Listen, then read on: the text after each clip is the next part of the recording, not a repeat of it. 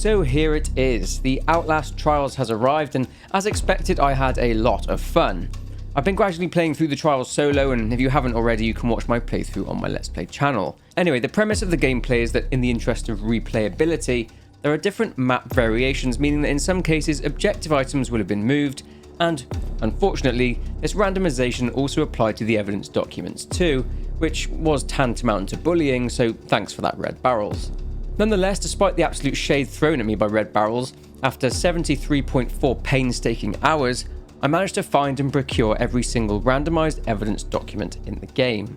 But look, these evidence files did a great job in breaking down the backstories of Gooseberry, Coyle, and also Hendrik Joliet Easterman, and also a certain well-known character, or two, from the Outlast series. Obviously, before we get into the meat of this video, I need to mention that there will be spoilers in this video for Outlast, Whistleblower, and Outlast 2. Oh, and the Murkoff account comics as well. But with all that being said, let's begin, and we'll start with a little bit of history. Okay, we should start by looking at the political climate in the USA in the lead up to and during the time the Outlast Trials takes place. So World War II began in 1939, and the United States and the Soviet Union fought side by side as allies against the Axis powers of Nazi Germany, the Kingdom of Italy, and the Empire of Japan, and these Axis forces started and initiated the Second World War when Germany invaded Poland. Anyway, after a long and bloody conflict, the war ended in 1945 when the US, under President Harry Truman, dropped atomic bombs on the Japanese cities of Hiroshima and Nagasaki, forcing the surrender of Japan. Now, after the war had finished, despite working together, the partnership between the US and the Soviets was a tense and fragile one. The Soviets, being communists, drew the concern of the US mainly down to the rule of Russian leader and premier of the Soviet Union, Joseph Stalin, and his tyrant's grip on Russia.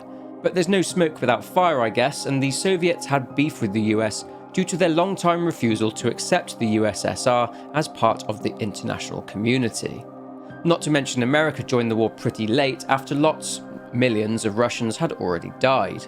Even though the war had now ended, these tensions remained and carried over into an immense feeling of resentment on both sides. The Soviets would crack on with business though and would try to expand, leading to the US becoming concerned that the only goal on Stalin's and the USSR's agenda was world domination.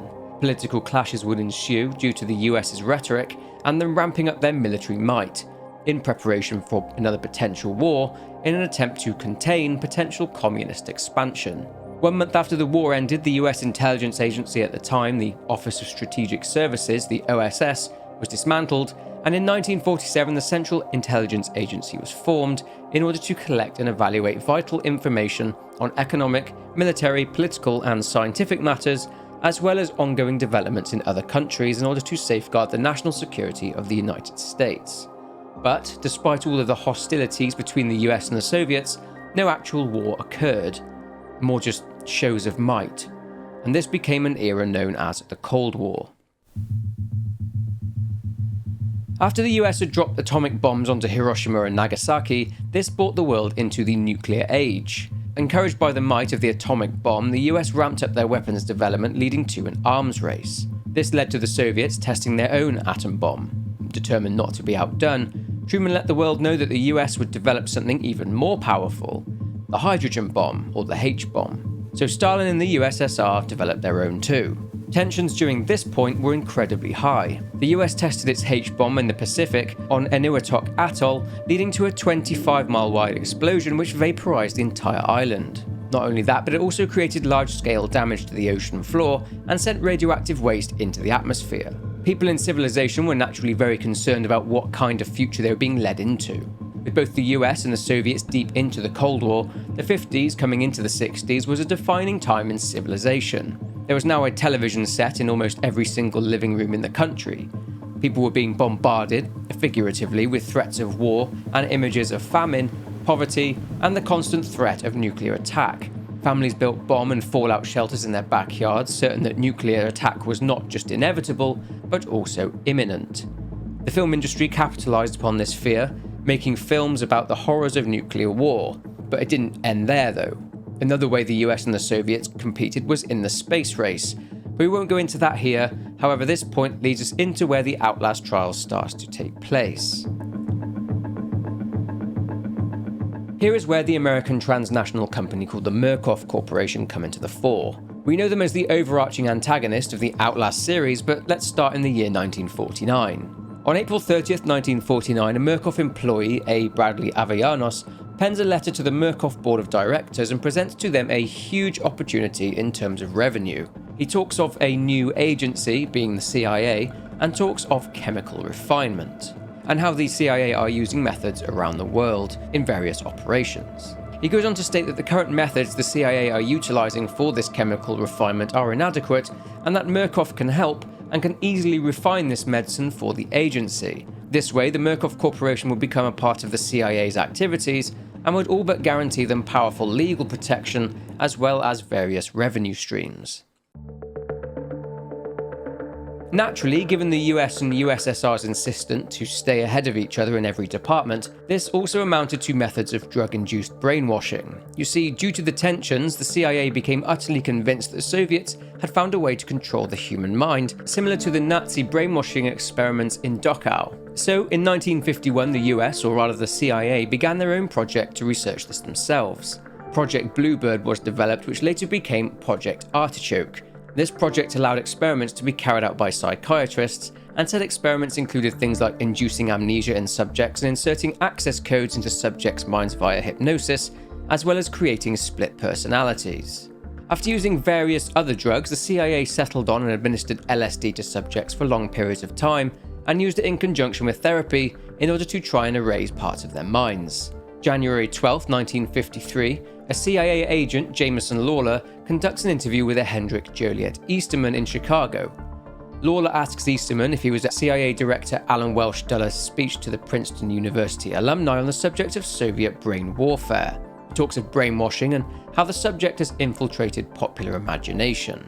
He also makes mention of 21 American prisoners of war captured during the Korean War who refused to come home to the US and would rather stay in communist China. Lawler was dumbfounded as to exactly why anyone would want to become a communist. The general feeling in America was very much anti-communism, and anti-communist groups were set up in support of social conservatism, such as the John Birch Society. Lawler mentions Easterman's brother Stanley, who apparently took his own life during the Korean War, although Easterman has his doubts. This conversation between the two ends up with Lawler offering Easterman a job, to go to Hong Kong for the CIA, and to investigate the Korean People's Army soldiers who are being held there and being brainwashed. Then, the following month, Easterman goes to Hong Kong, and he is impressed with the facilities and is determined to find evidence that his brother didn't actually take his own life. It's not very clear whether he actually found the evidence, though. Whilst Easterman was in Hong Kong carrying out his investigations, on April 13, 1953, Project Artichoke was collapsed and instead became something else named MKULTRA. MKULTRA was run by a man named Sidley Gottlieb. Gottlieb, a chemist, had a fascination with LSD and would often take it himself. He was even nicknamed the Poisoner-in-Chief by his biographer. He convinced the CIA to buy up the entire world's supply of LSD, and he got to work, dosing his colleagues without telling them, as well as carrying out experiments on prisoners and people who were terminally ill who themselves didn't know what they were getting themselves into. Gottlieb was out of control, with his thought being that heavy doses of LSD would end up in the human mind being destroyed, and a new one would be put there in its place. You'd think that the CIA Director Alan Welsh Dulles and his Chief of Operations Richard Helms would put a stop to this, but the truth is, they needed breakthrough, and they'd really rather not know what Gottlieb was doing, so they simply just left him to it. At the start of the following year, Easterman, whilst he's in Berlin waiting to go back out to Hong Kong again, writes in his journal about what he perceives about National Socialism. That despite the evils that the US portrays in regards to socialism, they have much to teach the US about infrastructure, propaganda, and leadership. He goes on to basically say that atrocities can be carried out, such as the atomic bomb being dropped on Hiroshima, a weapon which could mean global death, where nobody will be remembered because there is simply no one left to remember. This is just the beginning of the next few years of Easterman's life. 4 days after rambling into his journal, Easterman is in Hong Kong again. A CIA want him to investigate a technique called Sinao, which translates as wash brain. The agency have a dozen war veterans for studies, both Western and Chinese, who had already been exposed to this technique. Easterman is actually more intrigued by the Communist Party's program of ideological remodeling, which he describes as the deliberate shaping of an entire population which, according to Easterman, seems to be working. He seems more intrigued by this than the subjects, who he describes as not programmed machines, but instead as broken children. Whilst this was going on, Murkoff was working diligently in the background. You see, Jameson Lawler had turned to and relied upon Murkoff to help him with some problems after becoming frustrated with how slow the CIA got things done. Bureaucracy things. Murkoff, after learning that the CIA were considering another contractor for research in pharmaceuticals and psychological influence, blackmailed Jameson Lawler. Bradley Avellanos pens a letter to Lawler, and it contains veiled but obvious references to Project Bluebird and Artichoke. Murkoff know what the CIA and Gottlieb have been doing. He's basically saying that if they overlook Murkoff for the contract, then there will be terrible public implications for Lawler himself, and I guess for the integrity of this new agency, given that these projects were top secret. But back to Hong Kong again. Easterman confesses that he may have broken a Private Ramus.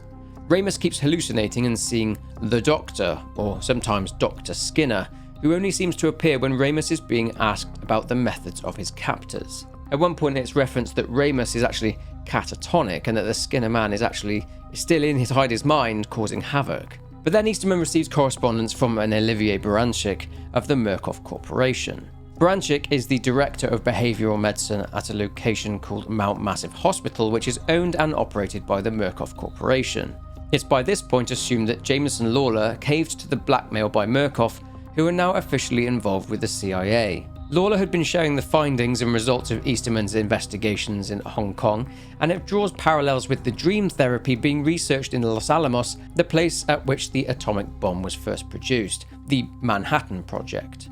Murkoff invite him. It's not really an invite though, it's more of an order, as they threaten to silence Easterman should he refuse, as he potentially knows too much. So, in fear for his well-being, Easterman travels to Los Alamos and meets with the researchers and scientists there. He meets with one scientist in particular. You see, ever since the war ended in 1945, the US had an operation titled Operation Paperclip, which would be focused on bringing prominent ex-Nazi or even Nazi-supporting scientists to the US in an attempt to prevent their skills and knowledge being used against the US in the future. One of these scientists was a Dr. Rudolf Gustav Wernicke, and Easterman reads Wernicke's notes. He describes him as potentially being delusional and guilty about his work with the Nazis, about his belief in ghosts and fairy tale bogeymen. I'd imagine such as the creature from Germanic folklore, Alp, Mara or Shrat, referenced in one of the documents from Outlast 1. Except Wernicke's work had been thoroughly vetted by others, so Easterman is confused and doesn't know what to think. A couple of days later, Easterman reads something which applies to the researchers at Los Alamos. The most merciful thing in the world is the inability of the human mind to correlate all of its contents, and that we are not meant to voyage too far. Another few days later, Easterman has been warned against talking politics with Wernicke, and he was told that they can overlook his past for the sake of the future. Either way, Baranchik thought Easterman's work and knowledge on brainwashing could be meshed with Wernicke's work with guided visual stimulation. Easterman did try to learn more about Wernicke's experiments, but to no avail. Then Easterman writes about strange dreams, dreams of lucidity, likely caused by the first prototype of the morphogenic engine. June 7th, 1954, due to Murkoff's work on MKUltra, an incident happened in San Antonio, Texas. An airman brutally murdered an entire family of 5, as well as getting friendly with some animals on the farm. Jerome Gillette was found naked, confused and disorientated amongst the pigs. The public were baying for retribution and payback, so Gillette was taken somewhere secret. We can only guess where. The airman basically said that he was just at a fireworks show and was offered a piece of gum by a woman in white, and then he blacked out days later.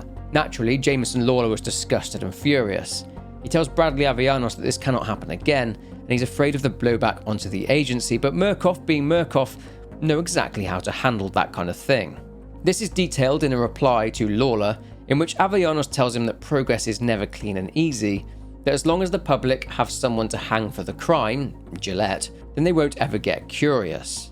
Avellanos puts a proposition to Lawler to keep future experiments in-house. Project LATHE itself, or rather the LAT in LATHE, stands for Limbic Aggression Therapy, a form of therapy which targets the part of the brain called the amygdala, the part of the brain which triggers the fight or flight response. It's assumed that Lawler spoke to Sidney Gottlieb at some point about Bradley Avellanos' offer for in-house experimentation, as Gottlieb himself wrote to Bradley Avellanos on October 21st, 1955. Avellanos was looking for an architect to design a facility in Arizona. Gottlieb mentions here that Alan Welsh Dulles served with a Navy engineer in Bern called Moses Scarfiotti, an architect who was top of his class at Stanford. So Avellanos interviews Scarfiotti. Interestingly, Scarfiotti talks about Disneyland and how it utilizes behavioral architecture, designed to instruct visitors where to go, how to behave, and to be happy. Regardless of how rubbish life is still magical when you're in Disneyland. Project Lathe would be headed up by Easterman. With Moses Scarfiotti on board for Project Lathe, it's time to meet Clyde Perry. You see, Clyde is someone you may recognise. His picture was hanging up in Mount Massive in Outlast 1. Anyway, Perry is a Murkoff field agent. He observes things and people. Project Lathe needs subjects. This leads to Clyde Perry meeting with a police officer named Leland Coyle on February 16, 1956. According to the Clyde Perry letters, Coyle, from Blackwell, Oklahoma, had a troubled childhood and would abuse animals and be subject to abuse himself, and this ended up with him receiving a military academy education. His criminal tendencies as a teenager ended when he was recruited into the local chapter of the Ku Klux Klan. He then gets married at 19 years of age, and then 6 months later his wife dies after accidentally falling down the stairs, and then Coyle joins the Marines in order to avoid investigation. He serves 2 years in the Pacific War in the Pacific Theater, with 3 confirmed enemy kills, but was suspected of causing 2 suspicious American deaths from his own company. He returned home to Oklahoma and rejoined the Klan, and this ends up with him joining the police force in 1947. Coyle would achieve multiple commendations, and he marries for the second time, and then he extorts his wife's family, who die in an electrical fire. His wife flees to Chicago, where she ends up dying of natural causes. Coyle gets promoted to sergeant and marries for the 3rd time, but this wife also dies within 6 months, and then Coyle kills her entire family. Sergeant Coyle is then observed by Clyde Perry multiple times, standing in a field watching a lightning storm. He is noted as having extreme charisma and was very popular amongst his colleagues. He was a member of the Elks Club, an American fraternal order of which JFK was actually also a member, and the VFW, the Veterans of Foreign Wars, and had high standing in both of these organizations. Despite all this information telling Clyde Perry that Coyle was insane and a highly dangerous individual, he decided to meet with Coyle and tried to bribe him. It didn't go well. Coyle beat the crap out of Perry, broke 2 of his fingers, and Perry ended up pissing blood, requiring a week's recovery. But nonetheless, Perry highly recommended Coyle for Project Lathe. It's not clear how Murkoff got him there, but likely under some false pretense, or they just straight up kidnapped the guy. Clyde Perry then meets with another person, a Phyllis Futterman. Phyllis Futterman was the daughter of a dentist, a Dr. A. Futterman of Philadelphia in Pennsylvania. She was actually her father's dental assistant from a young age, and she would use hand puppets to distract young children from the fears of the dentist. As well as this, young Phyllis showed an interest in taxidermy and musical theatre. Despite all seeming rosy, Phyllis was bullied and abused by her father, who would tell her that she wasn't wanted and that he should have just taken her to an orphanage. However, Phyllis and her father's popularity led to a children's television program being broadcast locally in 1951 called The Mother Gooseberry Hour, presented by Phyllis herself. But then Phyllis's father died, and she began to suffer from hysteria and disassociation. She fashioned a working drill hand puppet from workhouse scraps and called it Dr. Futterman, a representation of her abusive father. Due to the hysteria and disassociation, the tone of the Mother Gooseberry Hour TV program shifted. Phyllis, who is described as being highly charismatic, as Mother Gooseberry, managed to condition her adolescent audience through abusing them and then praising them. A strange cult-like phenomenon was birthed, and those loyal to Gooseberry would engage in immoral behaviour, drug use, and would steal from and assault people. This all came to a head in 1955 when the police raided the TV studio on charges of racketeering and her using her dental drops business to provide drugs to adolescents. But Phyllis wouldn't go easily. She retreated into the tunnel underneath the TV studio and used her hand puppet to murder 2 police officers and injure 5 more before she was arrested. She was then sentenced to life imprisonment in Holmesburg Prison. Now, if you know anything about the real-life human experiments at Holmesburg Prison, well, you'll know how inhumane they were. The experiments were carried out by Dr. Albert Kligman, a dermatologist. One of his subjects was indeed Phyllis Futterman. She was exposed to a chemical warfare agent known as dioxin, resulting in her suffering breathing problems, and exposed to carbonic acid and infected corpse flesh. Grim. Despite her appearance drastically changing since the start of her incarceration, her high charisma still remained, and she had a few affairs with some of the guards. Clyde Perry interviews Futterman on December 13, 1956, and notes that she switches between two personalities: her 14-year-old past self and Mother Gooseberry, and her father, Dr. Futterman, who is portrayed as cold, violent, and abusive. Perry would note that each of the personalities ended up lapsing into a lizard-brained rage monster. She notes that she'd like a change of scenery, so Clyde Perry recommends her for Project Lathe. I guess it wasn't too hard to get Phyllis Futterman to the Sinyala facility. It needs to be noted that the Prime assets all have one thing in common: charisma, and lots of it.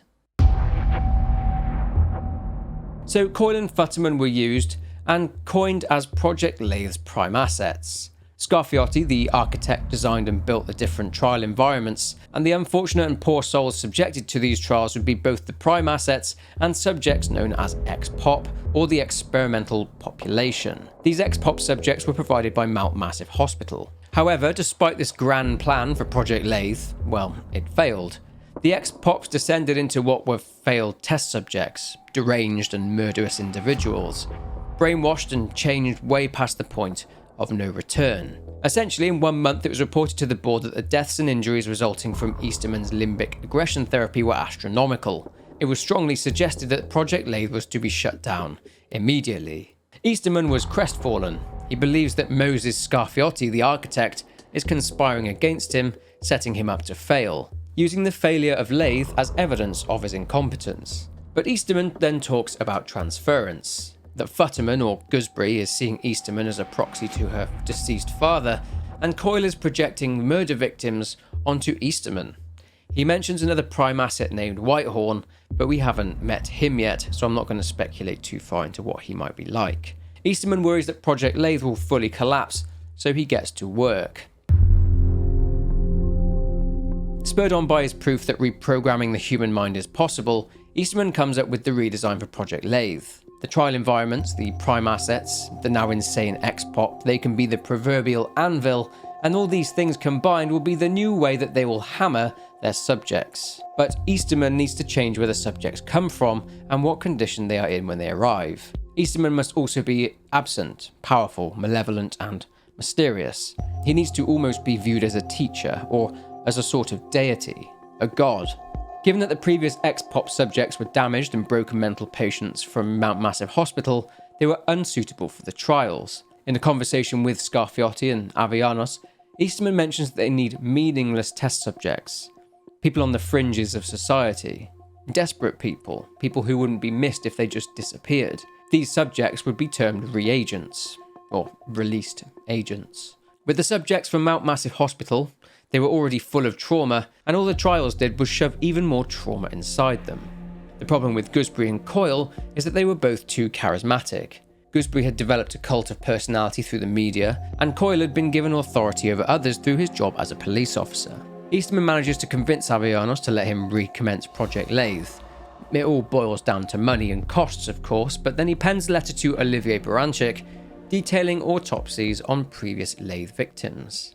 He discovered tumour-like growths in the parietal lobes of the brain after something called operant conditioning, which is essentially a method of learning that uses rewards and punishment in order to modify a subject's behaviour. But after promising Baranchik a proof of concept, Easterman ends up finding absolutely zero correlation between the operant conditioning and the brain lesions. Talk about jumping the gun.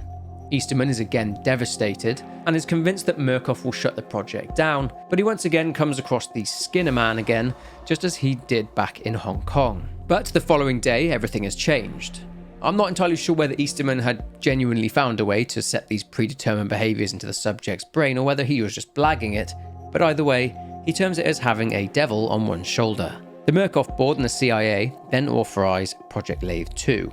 With oversight being provided by Dr. Wernicke, and one of the prerequisites for the funding is sharing their findings and research with other CIA projects, MKUltra, MK Delta, and MK Naomi. Good news for the CIA and for Murkoff's bank balance is that everything is already built and there. Coyle will believe that he is enacting some form of twisted justice in a police station, and Gusby will believe that she is in her make-believe world, which serves as a way to bring back her childhood joy. But now they just need the subjects. With Lathe 2 underway, it's moving forward very fast, and Easterman is blown away by the amount of funding the project is receiving. Olivier Baranchik wants Easterman to send test results to the Operation Paperclip scientists at Los Alamos, as it seems that they are particularly interested in the Skinner Man. Easterman assumes, at first at least, that he's just a subconscious projection of a guard or one of the nurses who make changes to the subject's ESOP, the device that the reagents wear on their chest. But Easterman is mortified to learn that it is perhaps he who is the source of the Skinner Man. Easterman is under some kind of assumption that his patients love him and see him as a father figure. But around 4 months later, Scarfiotti and Avianos are plotting. Avianos writes to Scarfiotti, and it seems that there may be some bitterness and jealousy over the amount of support Easterman is getting from the board. They discuss charitable outreach centres, which are essential in populating the trials. The reason the board are loving Project Lathe is the tax savings due to Murkoff posing as a charitable organisation. Everything from running the centres, recruiting the subjects and trucking them to the Signala facility is all tax deductible. Avianos says they just need to sit and wait for Easterman to sabotage himself. Now onto the outreach centres. Propaganda and flyers were put out by Murkoff advertising for people that are lost, lonely, poor and confused, and that they can let the miracles of science give them purpose. By February 12, 1959, 37 of these outreach centres were operational, and the intake of subjects was much higher than they anticipated. Naturally, with Murkoff being Murkoff, they just wanted to save every little penny they could, so they purchased a controlling share in Liberty Meat Hauling Limited. This way, they could effectively transport large numbers of subjects to Signala at a massively reduced cost, a 72% reduction in cost to be exact. After some time, these subjects, the reagents, were released out into the world again. In comes field agent Clyde Perry again. He observes 3 specific reagents. The first we'll look at is one that was reborn, so to speak. One who went through the therapy but ended up, well, dead. This reagent essentially had manic episodes and went nuts, and claimed he could pull birds from the sky with the power of his mind, and after the reagent attacked a young girl, Clyde Perry was forced to kill the reagent by shooting him, and Murkoff had the mess all cleaned up. The second reagent that Perry watches is a reagent known only as Reagent 0877. On April 12th, 0877 went to church and then had a meal at a diner. It's pretty normal stuff. Then, the reagent becomes a person of interest after the church minister gave intel to Murkoff regarding 0877's confessional. This reagent is then taken to Los Alamos, and then it's later reported by Olivier Baranchik that 0877 has been a remarkable inspiration to the paperclip scientists. It doesn't end there either. Baranchik writes to Avianos and notes that Wernicke and his sleep therapy lab team have been showing an extremely suspicious fixation on the last few reagents coming out of Signala. When Baranchik tried to speak to them, they'd speak German in front of him, so he couldn't understand. But according to a secretary, she told Baranchik that Easterman may have made the most fruitful mistake in modern science since the creation of penicillin. Now, I don't know what reagent 0877 told the priest, but it's clearly very significant. I have a theory on what he might have said and who reagent 0877 is, but I'll share it at the end of this video. Alright, so the final reagent Clyde Perry was observing was a reagent known as 1616. On August 7th, 1959, 11 days after their release back into the world, reagent 1616 was fired from his job as a shoe salesman in Fort Worth, Texas, after groping a customer. Perry completed a trigger test which yielded exceptional results. 1616 would show lapses in memory, which was a possible side effect of triggered amnesia. The subject then wandered the town and placed various metal objects against his eye and his mouth. 1616 would turn in circles and would stop, always ending up facing the same direction, west-northwest. The following day, Perry would see 1616 sell all his unwanted possessions, and he then boards a bus to Albuquerque, New Mexico. On August 10th, subject 1616 would go to a Mexican restaurant and would chat up a woman, and they talk about how this reagent, revealed to be called Sullivan, feels that he's a human compass, being pointed towards something in particular.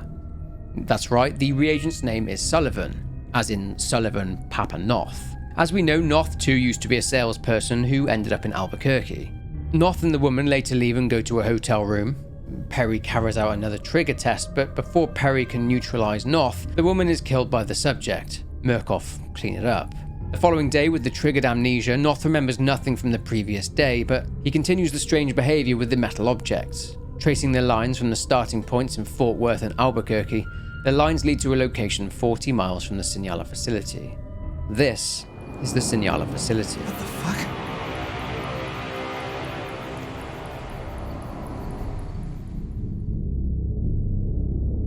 Cold, alone, and sleeping rough on the streets, our protagonist comes across a flyer advertising Murkoff's charitable outreach centers. Intrigued, they check it out, but they are tricked. They are shoved into one of the Liberty Meat haulage trucks with a sack over their head, along with other poor individuals, and are trucked to the Signala facility. The reagent is met with a horrific sight, like something out of a horror movie. The doctors then show the reagent a message from a now mysterious Dr. Easterman, who introduces himself as their friend. The doctors show the reagent a collection of their public and private records. They force the reagent to consent to these records being collected by forcibly nodding their head for them, and then they drill into the reagent's skull and attach a set of night vision goggles to the reagent's head.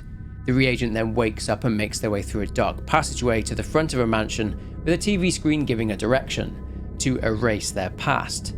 Inside, the reagent is directed to stages showing key parts of their life, their birth, which is described as the single most destructive thing they've done to the world, that they have to release the past and embrace the future along with a new birth. Then to a stage showing a playroom where the reagent will have learned joy. The reagent will have, from a young age, developed primal and animalistic instincts, and that the reagent now has to forget all those instincts. The next room talks about discipline, about rewards and punishments, and how a disciplined child is grateful for both. A little while later, the reagent is attacked by a crazy and deranged subject. Remember the ex-pop from Project Lathe version 1? Well, this individual is one of those ex-pops from that version of Lathe.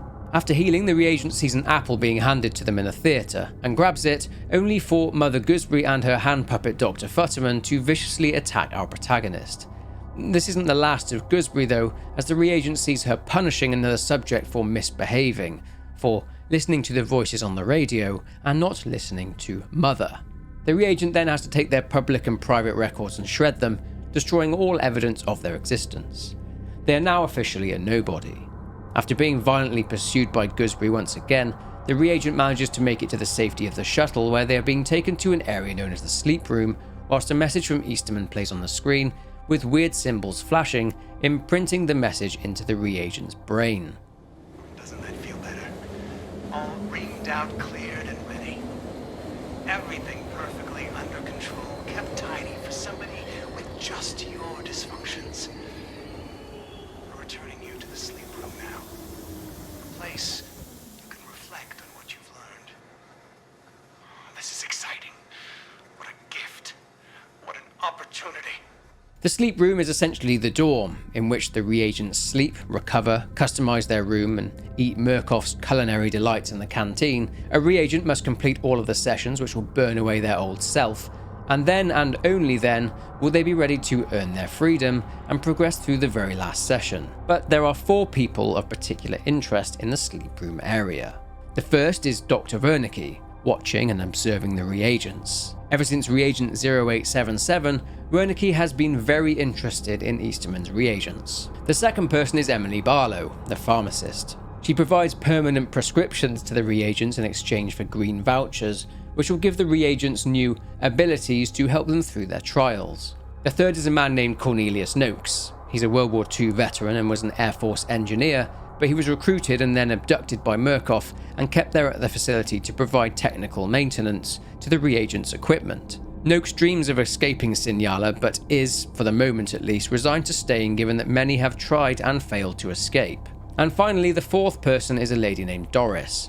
She had a hard life and was caught up in Murkoff's charity outreach program where she was abducted for the trials, but she no longer takes part in the trials, not sure why exactly. She sits in the canteen ruminating about conspiracies and is highly paranoid. She provides things called amps, which are contraband in Signala, which provide the reagents with other abilities that the likes of Noakes and Barlow cannot supply.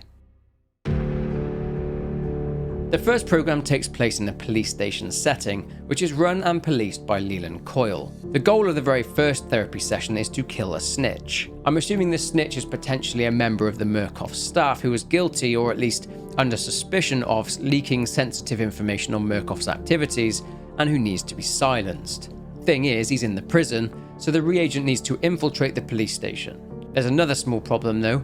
Coyle is interrogating the snitch and will be watching him like a hawk. This trial likely serves as a way to corrupt the reagent's morality and accept Murkoff as their new master, so to speak. In this trial, the reagents will meet the former ex-pop subjects, warped by their experiences from the first version of LATHE into crazed individuals intent on stopping and killing the reagents. This will create a high level of trauma and damage inside the reagents' minds, essentially allowing them to be stripped down to a blank canvas. It's not long before the protagonist meets Leland Coyle, thankfully behind the safety of a secure room and its bars, but Coyle kills a man with his shock baton and walks away, furious. Beginning to wheel the snitch towards the electrocution chamber, the protagonist thinks, hey, this is easy, but then the lights go out, and that is where Coyle went, into the underground parking area in order to switch off the generators. So, a trip is needed into the dark area underneath the police station. Finding 2 generators and switching them back on and getting power back on again, and whilst being hunted by Coyle, the protagonist gets back to the snitch and wheels him towards his unfortunate demise. The reagent needs to push the snitch along a long track to the chamber and needs to find 4 keys featuring symbols in order to do so. According to Easterman, these symbols are all part of the conditioning process. The symbols represent luck, being marks on playing cards along with rabbits and stars, luck, fortune and wishes, if you like. Everything within the trials means something and is carefully designed with a specific purpose, and also to punish the reagents simply for being competent. Despite stiff opposition from specialists, such as the Pusher, a crazed gas man who sprays psychosis gas onto the reagent, causing hallucinations of the Skinner Man, along with enemies called grunts and, well, big grunts, the reagent manages to electrocute the snitch whilst being pursued by Coyle, who is desperately trying to stop the reagent silencing his witness. The reagent then has to make it back to the shuttle, back to the safety of the sleep room. The reagent is given a grade because they have been watched by the Murkoff guards along with the doctors and the scientists. After arrest, the police station program is not done with yet. The protagonist needs to cancel an autopsy. Murkoff explicitly state that the corpses offer forensic facts or evidence, which don't really sit well with Murkoff's truth. As we've learned, Murkoff are great at cleaning things up, so this trial will fully convince the reagent that Murkoff is their master, and they must do anything they can to protect them. There are what are only described as agents, hanging from the ceiling in the police station's gymnasium, and the protagonist has to turn them into slurry. Pretty gross. After that is done, and after having another rest, it's back into the final therapy session of the program. A lockdown is in effect, likely down to the previous actions of the reagent, and our reagent must silently move through the lower levels of the police station, take a fuel can and restart a generator, lifting the lockdown, allowing them to escape the police station to safety. Naturally, Coyle and his mates will do anything they can to stop the protagonist, but fail to do so as the reagent will make it back to the sleep room for another well-earned rest. So with program 1 done with, it's time to progress further into the therapy. The reagent is ready to head into the second program, which is hosted at a facility known as the Fun Park, and it contains the prime asset, Mother Gooseberry. On the therapy briefing, Easterman tells the reagent that the youth will not obey the adults, Murkoff's orders, and must be corrected. Children are murdering adults in a ride called the Root Canal, and the reagent's job is to find the children and punish them. The reagent arrives by shuttle to the fun park named Futterland. This fun park is not very fun at all, and we're about to see why. Things start off with Mother Gooseberry performing dental surgery on a poor individual, and it also looks like old Phyllis Futterman enjoys making skin masks and placing them onto other victims' faces. Entering the fun park, the protagonist needs to find the Root Canal, as that will be where the children are. After finding the ride, the reagent must win 3 throwing games in the fun park, throwing human hearts at targets. Yuck. After winning all 3 rides while avoiding more ex-pop psychopathic killers, the reagent gains entry into the Root Canal. Gooseberry is there performing surgery on another poor soul. She walks off, and whilst avoiding more grunts, the reagent needs to push the float carrying the bad children. Don't worry, they're just mannequins, to their punishment. Of course, stuff goes wrong. The reagent has to remove barriers and refill the waterway after Mother Gooseberry drains it. Avoiding the murderous rage of Gooseberry and Dr. Futterman, the reagent punishes the children and has to book it back to the shuttle to the safety of the sleep room. But there are 2 more trials in this therapy program.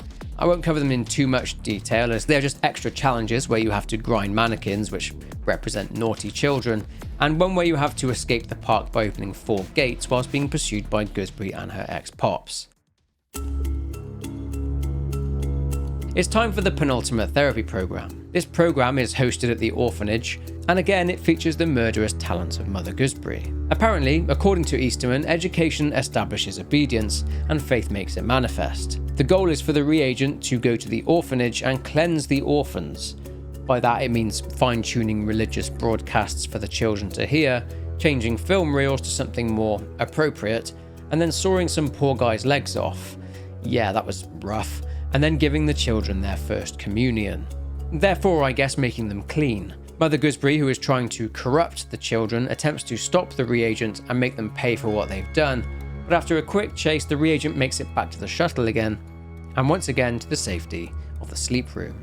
2 more trials are needed in order to round off the 3 programs. The children need feeding, so the player has to sneak around the orphanage to find bottles of bleach in order to produce the soup of the day, and then the children need to be saved from Mother Gooseberry, so the reagent has to fine-tune more broadcast frequencies to open a gate, allowing the children to be fostered.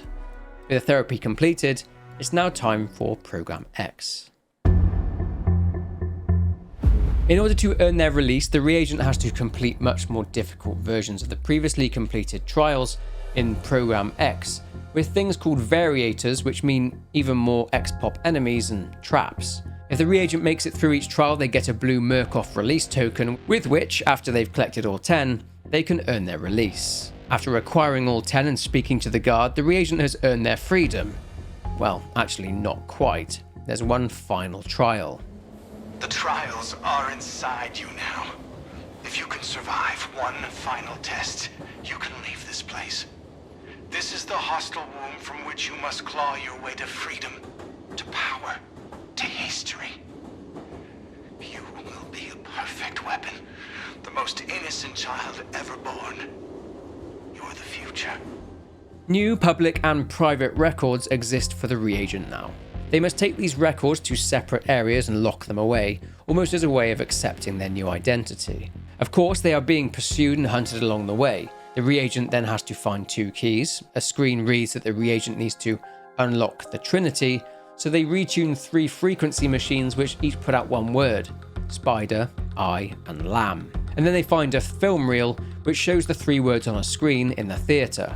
Then the front doors to the mansion open, and the reagent has now earned their freedom. Well, Coyle tries to stop them, but the reagent makes it to the exit.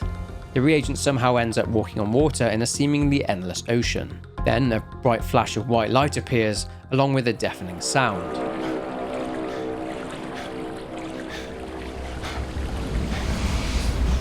The next thing the agent knows is that they are in a hotel room, covered in blood, and the sound of chaos is heard coming from the streets below.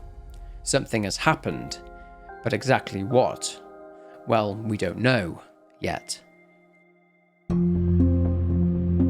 Okay, so it's pretty clear that the 3 words being given to the reagents were trigger words: spider, eye, and lamb. They've been brainwashing the subjects into Manchurian candidate-style sleeper agents who would carry out a command or an assassination, no matter how brutal and no matter who the target was.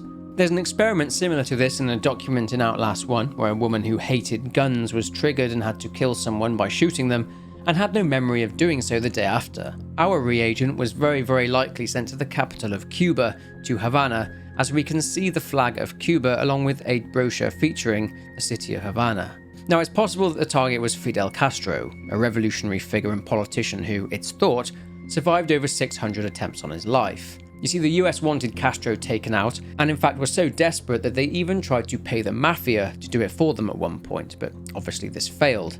The US wanted Castro gone because they'd previously had a good relationship with Fulgencio Batista, the elected president of Cuba, until he was overthrown in the Cuban Revolution, which of course was led by Fidel Castro. Castro didn't want to play ball with the Americans, which would affect trade in the US. In order to have hope of restoring this trade relationship as it was with Batista, Castro would need to go.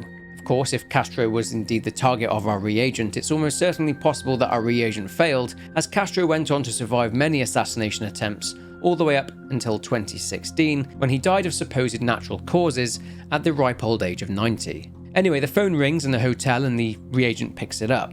It's Easterman. He repeats the words spider, eye, and lamb. Then Easterman appears as a vision in the window, and red veins and tendrils also appear. This brings season 1 to a close. Now, that's what I interpreted from the ending, but we have a fair bit of stuff to look deeper into. So we need to look at a few things that connect the Outlast Trials to the other games in the Outlast series. Upon watching my captured footage from the ending scene, I was reminded of Outlast 2, more specifically the Gospel of Noth. As we've already discovered, Reagent 1616 was indeed Sullivan Noth. In my Outlast entire story video that I made, I mentioned that Noth's background involved him hearing a message hidden in the static. Now, I'm pretty sure that this voice that Noth heard was Easterman's voice. Just to back this up, in chapter 2 of the Gospel of Noth, it says that when called to account by the Father, defend his heaven by the spilling of the heart's blood of the spider-eyed lamb, the enemy, the unborn prince of lies. Spider, eye, and lamb, the 3 trigger words. There's also the matter of the bright white light and the sound of the towers from Outlast 2. Now, here's where it gets slightly complex. The Skinner Man. As we know, Easterman, for the second version of Lathe, chose to make himself mysterious and distant. This mysteriousness possibly did indeed make the reagent see Easterman as some sort of god.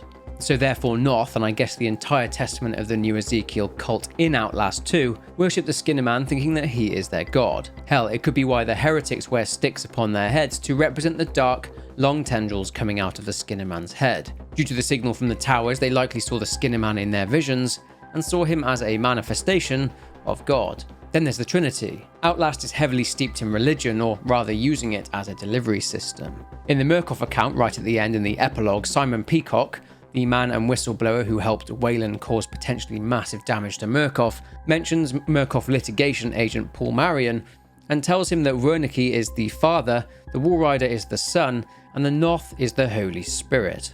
The trigger words are also a trinity too. But let's stay on the topic of Simon Peacock for a minute. If you don't fully know the story of Simon Peacock, I'd go and check out the comics, but either way, here goes. You'll recall earlier in this video we looked at documents from Clyde Perry, where he observed Reagent 0877, that 0877 was special, so special that he was shipped off to Los Alamos. He became an inspiration to the paperclip scientists there at the lab. The word that Baranchik uses in one of his letters to Clyde Perry is the word ascendance. This was the word used when someone would become compatible with the morphogenic engine. Billy Hope managed to reach ascendance. At the engine, they said Hope made a lateral ascension. Billy Hope? Shit. You're not happy about it? No. Shit. Come on. And judging by Baranchik's letter, so did Reagent 0877. As for what 0877 told the priest, it could be that he told them about him experiencing lucid dreams, as lucid dream states mean high chance of compatibility with the morphogenic engine. Now, in one of the comics, it's shown that Simon Peacock is actually dead. Well, kind of. He talks to Paul Marion and tells him that Miles Upshur and Billy Hope are the perfected version of the Walrider. Simon Peacock is actually the rough draft of the Walrider, the first attempt, if you like.